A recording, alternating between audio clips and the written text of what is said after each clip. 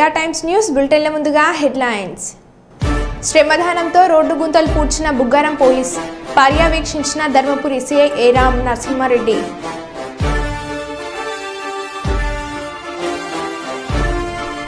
మాదక ద్రవ్యాల సమాచారం తెలిస్తే చెప్పండి డిఎస్పీ చంద్రబాను.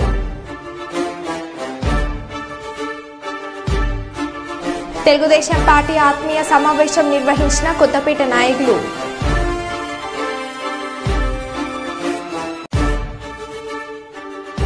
ప్రభుత్వ భూముల్లో సాగు రైతులకు 2 నెలల్లో పట్టాలు.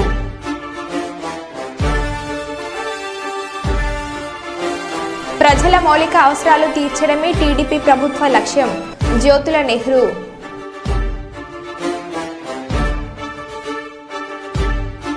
శ్రీ రాజరాజేశ్వర స్వామి దేవాలయం ఈవో ఆఫీస్ ముందు వేములవాడ నగర చైర్పర్సన్ మరియు బీఆర్ఎస్ నాయకుల ధర్నా.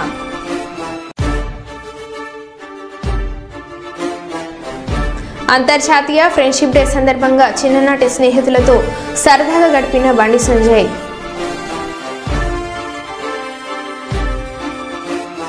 ఇక వివరాల్లోకి వెళ్తే, జగిత్యాల జిల్లా బుగ్గారం ప్రధాన రోడ్డు గుంతల మాయమై రాకపోకలకు తీవ్ర ఇబ్బందికరంగా మారగా పోలీసులు శ్రమదానం చేసి ఆధ్వర్యం లోతైన గుంతలను పూడ్చి ఇబ్బందులను తొలగించారు.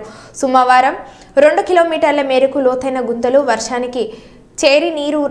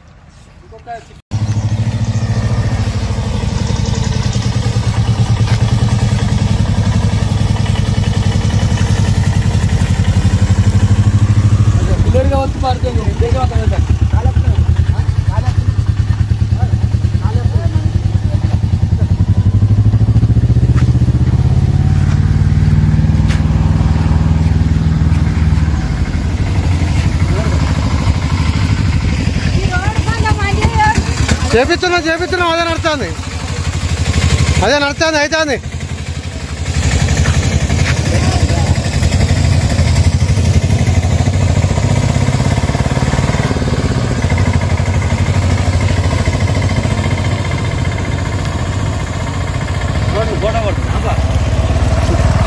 పోపిస్తాను మొర పోపిస్తాను.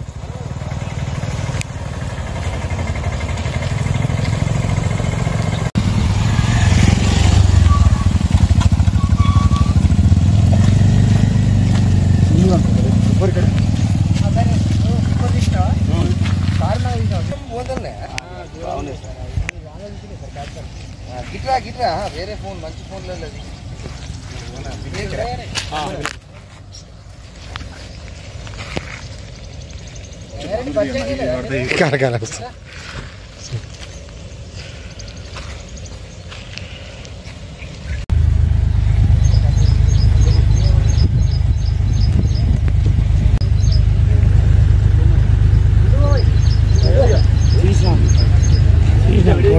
తీసాను పంపి నీవు తీసినావంటే తీస్తున్నా నువ్వు అటే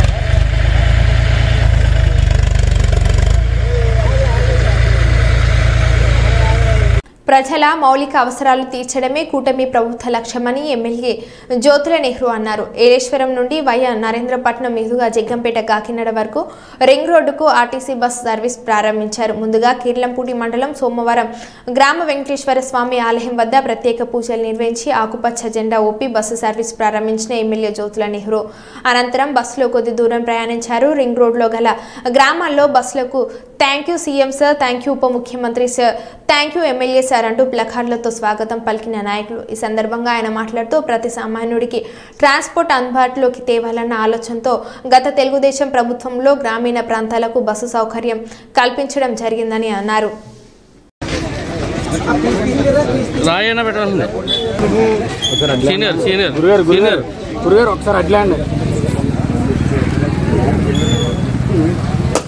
జ్యోతుల నెహ్రూ గారికి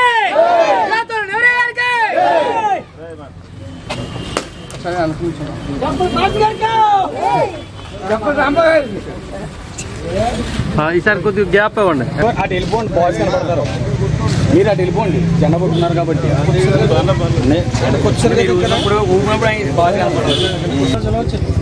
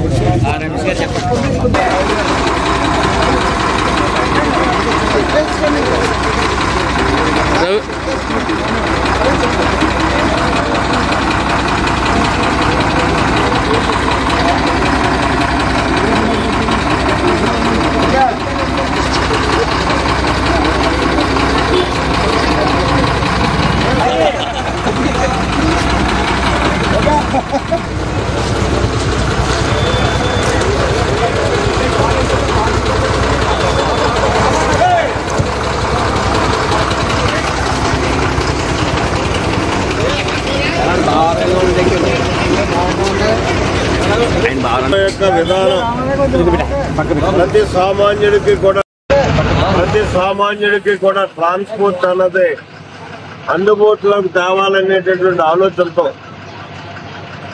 తెలుగుదేశం ప్రభుత్వంలో ఇదే బస్సు ఈ రూట్ అండ్ తిరిగేటటువంటి పరిస్థితి ఉండేది. ధర్మిలో వచ్చినటువంటి ప్రభుత్వం దాన్ని నిలుపుదల చేసింది.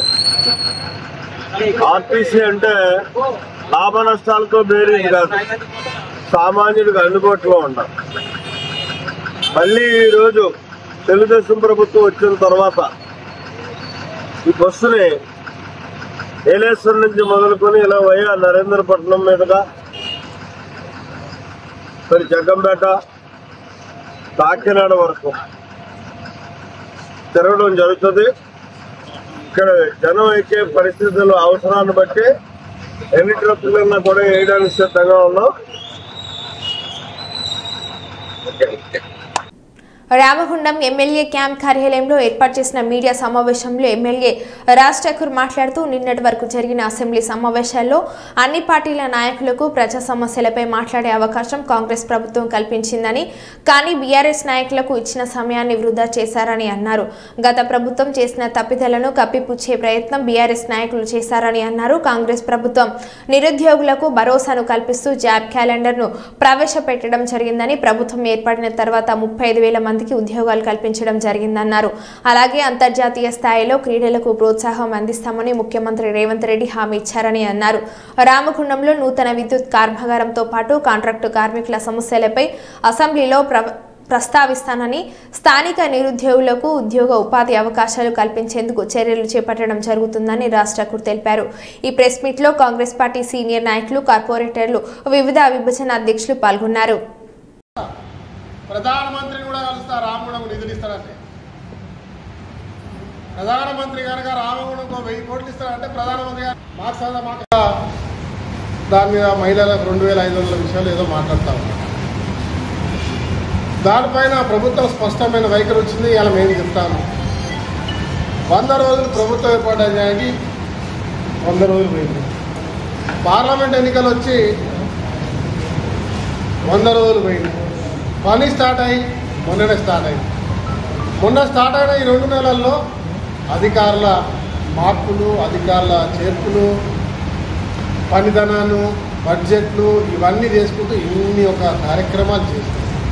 ఎక్కడైనా ఉద్యోగులకు జీతాలు రాకుంటున్నదా, పెన్షన్లు రాకుంటున్నాయా, ప్రభుత్వ సంక్షేమాలు ఎక్కడైనా ఆగిపోయినాయా, ఇంకా పెరిగినాయా తప్ప ఇచ్చిన మాటలు చేసుకుంటూ ప్రతి ఒక్కరు ముందు తీసుకొని పోతాము.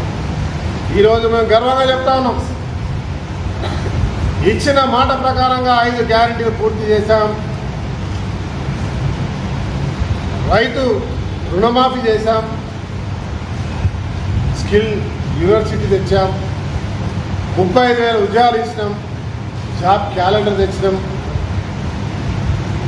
మళ్ళా రైతుకు పంట కట్టడానికి, రైతుకు కావాల్సిన నీళ్లు తేవడానికి, రైతు సంక్షేమానికి కొరకు కావాల్సినంత బడ్జెట్ ఇచ్చినాం. పవర్ విషయంలో ఇంకా రాష్ట్రాన్ని ఉన్నత స్థాయిలో తీసుకోవడానికి అన్ని రకాల వసతులు ఏర్పాటు చేస్తాం. ఇలా దళితులకు వచ్చిన తీర్పు మాదిరే ఉండకుండా తక్షణమే అదే రోజు నుంచి అమలయ్యే విధంగా ప్రభుత్వం నిర్ణయం తీసుకున్నాం. ఒక్కటి కాదు, చెప్పుకుంటూ పోతా ఉంటే ప్రతి అంశంలో కార్యాచరణ చేసుకుంటూ ముందు పోతున్నది తప్ప మాయా మాటలు చేసుకుంటూ వాళ్ళ ఒడ్డు దాటే పని చేయకుండా గత పాలకులు చేసినట్టు ఈరోజు ఆచరణలు పెట్టి చేస్తారు. ఎన్నికలు లేవు, ఇమ్మీడియట్ వాగ్దానాలు చేసేవారు మాయ చేయాల్సిన అవసరం లేదు. కానీ ఎన్నికల ముందు ఇచ్చిన ప్రతి ఒక్క మాటను ఇలా తూచా తప్పకుండా అమలు చేస్తూ ముందుకు పోతా ఉన్నాం. భవిష్యత్తులో ప్రతి ఒక్క సమస్యని ఖచ్చితంగా పరిష్కరిస్తాం అనే అంశాన్ని కూడా చెప్తాం. మన రామగుండానికి సంబంధించిన అంశాలు, సింగరేణి కార్మికుల 22వ జీవో సడలింపు ఆచరణ, R&R పథకం కింద గతంలో రామగుండంలో నష్టపోయిన ఎల్లంపల్లి రైతులకు R&R ప్యాకేజ్ ఇవ్వాలని, అదే మాదిరిలో లింగాపురంలో OCP 4 కింద నష్టపోయిన దళితులకు, మేడిపల్లి వాళ్ళకు, వాసులకు ఖచ్చితంగా R&R ప్యాకేజ్ను అమలు చేసి వారికి నష్టపరిహారాలు ఇవ్వాలని, రామగుండానికి పూర్వవైభవం తీసుకురావడానికి తగినటువంటి అధికారి, మున్సిపల్ కార్పొరేషన్పై ప్రత్యేక దృష్టి, సింగరేణి, NTPC, RFCL, జెన్కోతో కలిసి ఈ ప్రాంత అభివృద్ధికి అందరిని సమన్వయపరిచి వాళ్ళందరూ కూడా బాధ్యత తీసుకొని చేయాలని ప్రభుత్వానికి చెప్పడం జరిగింది. ప్రభుత్వం దానిపై కసరత్తు చేస్తూ ఉంది. త్వరితగతిగా రామగుండంలో అనేకమైనటువంటి పనులు ప్రారంభమవుతాయి. వారం 15 రోజుల్లో మీరు ఏ ప్రాంతానికి వెళ్ళినా, ఎక్కడికి వెళ్ళినా రోడ్లు కావచ్చు, డ్రైనేజ్ కావచ్చు, లైన్లు కావచ్చు, కరెంట్లు కావచ్చు, కరెంటు పోలు కావచ్చు, పల్లె ప్రాంతాలు అన్ని ప్రాంతాల్లో కూడా ఒకరి తర్వాత ఒకటిగా పనులు ప్రారంభం చూస్తారు. 6 నెలల్లో 8 నెలల్లో గోదావరి ఖనీల ప్రాంతం, రామగుండం ప్రాంతం ఖచ్చితంగా మార్పును చూస్తారనే అంశాన్ని మీ అందరికీ సవినయంగా తెలియజేస్తా ఉన్నాం. అనంతపురం జిల్లా కుందూర్పి మండలం కరిఘనపల్లి కొండ ప్రాంతాలలో పట్టపగల ఏకంగా 6 ఎలుగుబంట్లు హల్చల్ చేస్తున్నాయి. ఎలుగుబంట్లు సంచరించడంతో పంట పొలాలకు వెళ్లాలంటే రైతులు భయాందోళనకు గురవుతున్నారు. అటవీ శాఖ అధికారులు వెంటనే స్పందించాలని రైతులు ప్రజలు కోరుతున్నారు.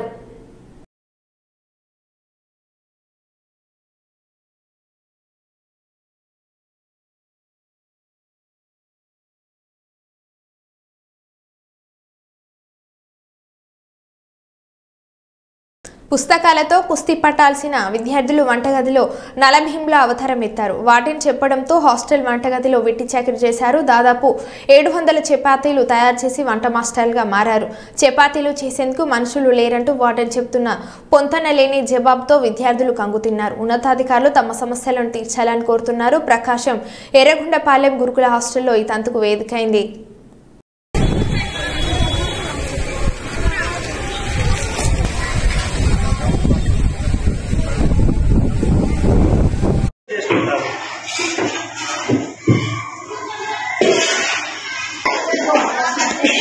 క్లాస్కు ఒక యూనిఫామ్ తీసుకొని వాళ్లకు అదనంగా చేసుకుంటారు.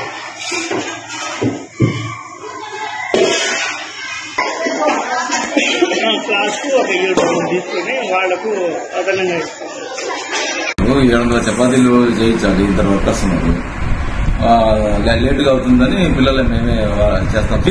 నిజమే, అన్నాడ 2 వర్కర్సే ఉన్నారు. 700 చపాతీలు చేయించాలి.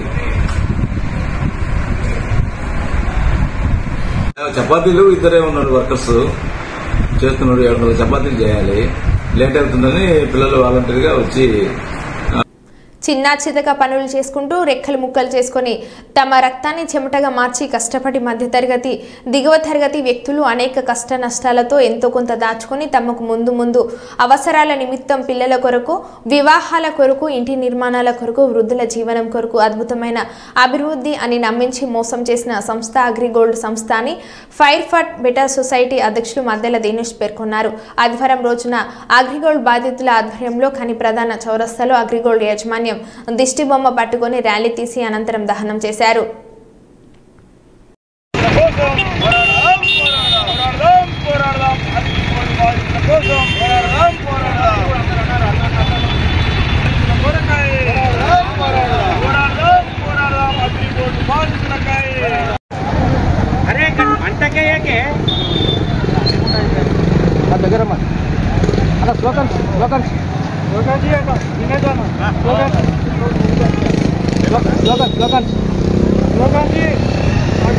అగ్రిగోల్డ్ బాధ్యులకు వెంటనే చేయాలి. అగ్రిగోల్డ్ బాధ్యులకు వెంటనే అగ్రిగోల్డ్ దాదాపులకు వెంటనే చేయాలి.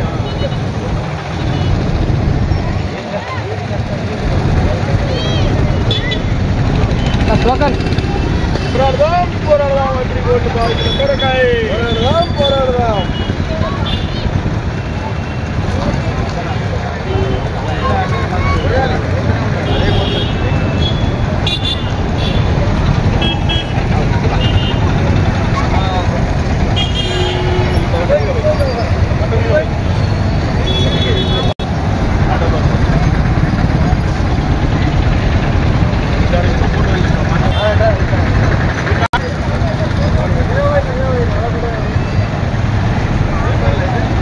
ప్రధాన చౌరస్తాలో గోదావరి గనిలో ఉన్నటువంటి కొంతమంది అగ్రిగోల్డ్ బాధితులకు న్యాయం చేయాలని గత కొన్ని ఏళ్లుగా పోరాడుతున్నా కానీ అగ్రిగోల్డ్ యాజమాన్యం స్పందించకపోవడం, బాధితులు రెక్కాడితే డొక్కాడని పరిస్థితిలో నిరుపేద కుటుంబాలు పిల్లల భవిష్యత్తు కోసం, సొంత ఇంటి నిర్మాణం కోసం, మరి వృద్ధాప్యం చెందితే బ్రతుకుదెరువు కోసమని రూపాయి కూడబెట్టుకొని అగ్రిగోల్డ్ బాధితులకు మరి ఏజెంట్ల ద్వారా యాజమాన్యానికి స్పందిస్తే బాండ్లు కూడా ఉన్నప్పటికీ ఏ ఒక్క రూపాయి చెల్లించకుండా యాజమాన్యం మరి పారిపోవడం నిజంగా దుర్మార్గమైనటువంటి చర్య.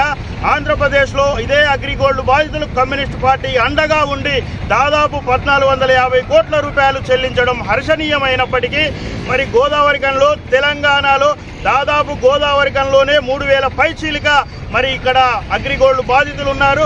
అదేవిధంగా తెలంగాణ రాష్ట్ర వ్యాప్తంగా 2,44,966 మంది బాధితులు ఉంటే దాదాపు 1000 కోట్ల రూపాయల ఆస్తులు మరి తెలంగాణలో ఉన్నాయి.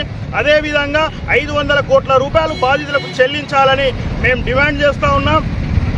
కమ్యూనిస్టు పార్టీ శాసనసభాపక్ష నేత మరి కూనమనేని సాంబశివరావు గారికి మరి అగ్రిగోల్డ్ బాధితుల గురించి అసెంబ్లీలో చర్చ జరగాలని మేము విన్నవించుకుంటే మరి మొన్న జరిగినటువంటి అసెంబ్లీ సమావేశాలలో ఎమ్మెల్యే కొత్తగూడెం ఎమ్మెల్యే శాసనసభాపక్ష నేత కూనమనేని సాంబశివరావు గారు చర్చించడం హర్షణీయం. అదేవిధంగా అగ్రిగోల్డ్ కానివ్వండి, సహారా కానివ్వండి, చాలామంది బాధితులు ఉన్నారు. వాళ్ళకి న్యాయం చేయాలని వారికి కోరడం, వారికి కృతజ్ఞతలు తెలియజేస్తూ ఉన్నాం.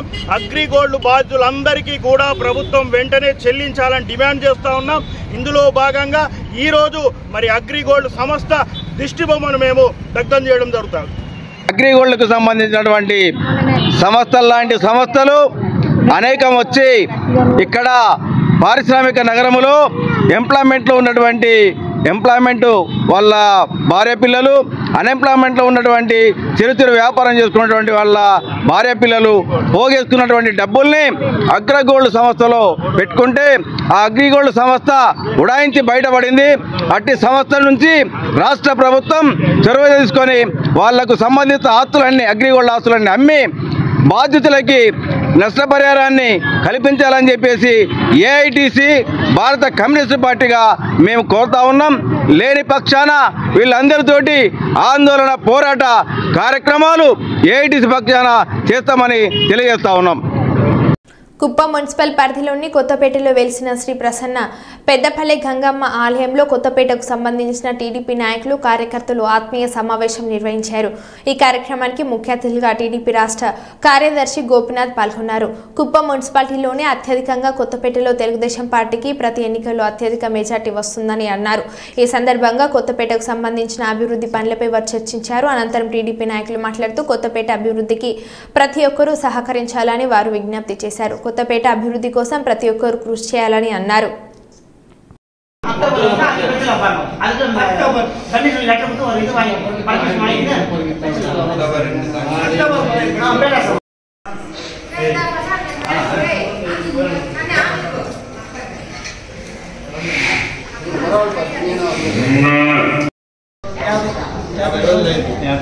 అందరికి నేను మాట్లాడి వినిపిస్తాను కదా, పెద్దలు ఏమన్నా మాట్లాడితే ముందుగా వాళ్ళు మాట్లాడండి.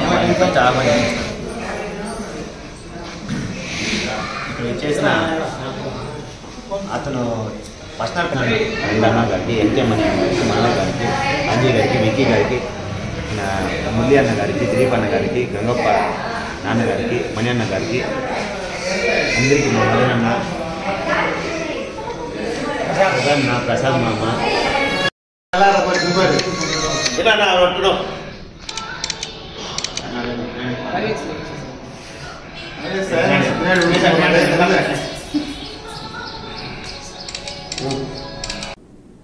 భద్రాద్రి జిల్లా ఇల్లందు పట్టణం కొత్త బస్టాండ్లో ప్రయాణికులకు ఇల్లందు పోలీసుల ఆధ్వర్యంలో డీఎస్పీ చంద్రబాను, సీఏ బతుల సత్యనారాయణ మాదక ద్రవ్యాల వలన కలుగుతున్న దుష్పరిణామాలతో పాటు సైబర్ నేరాలపై అవగాహన కల్పించారు. ఈ సందర్భంగా డీఎస్పీ మాట్లాడుతూ చిన్న వయసు నుంచి యువత మాదక ద్రవ్యాల వలలో చిక్కుకొని తమ జీవితాలను నాశనం చేసుకుంటున్నారని, మాదక ద్రవ్యాల వినియోగం, విక్రయాల సమాచారం తెలిస్తే పోలీసులకు సమాచారం ఇవ్వాలని, సమాచారం ఇచ్చిన వారి వివరాలు గోప్యంగా ఉంటాయని అన్నారు. 2-3 నెలల క్రితం గంజాయి సేవించిన తమ శాఖకు ఇచ్చిన ప్రత్యేక కిట్ల పరీక్షతో పసిగడతామని డీఎస్పీ తెలిపారు. బస్ స్టేషన్లోని మహిళా ప్రయాణికులకు మాదక ద్రవ్యాలు, సైబర్ నేరాలపై డీఎస్పీ అవగాహన కల్పించి గోడపత్రాలను ఆవిష్కరించారు.